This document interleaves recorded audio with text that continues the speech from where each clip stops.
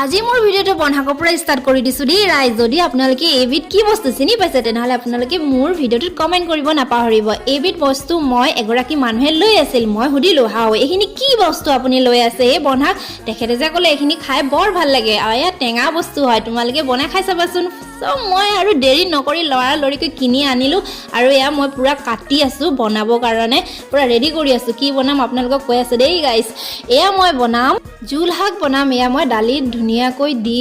বনাম আৰু বহুত টেষ্ট লাগে বুৰে সো খাই চাওঁ আৰু দিয়কচোন নহয় নে বাৰু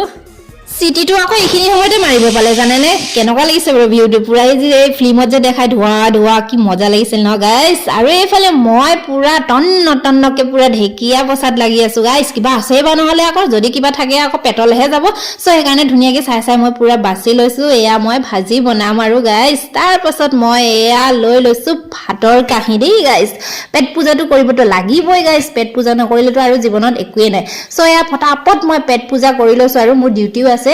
তো সোনকালে খাই লৈছো আৰু জল্দি কৰি আৰু ডিউটিটো যাব লাগিবই গাইস পেট পূজা নকৰাকে তো গলে আৰু মোৰ আৰু চেচেই হ'ব নহয় না গাইস সো সেইকাৰণে আৰু পুৰা ৰেডি হৈ লৈছো এতিয়া খাই বই আৰু পুৰা ঘড়ী চৰি পিন্ধি আৰু পুৰা টিপ টপ হৈ যাম বুলি ভাবিছো আৰু গাইস আজি মাস্ক লৈছিলো তাত মাস্ক লাগে পেটটো পূজা কাৰণেতো যাব লাগিবই গাইস আজিলৈ আহিছো দেই বাই বাই আৰু নেক্সট ভিডিওত আপোনালোকক লগ পাম দেই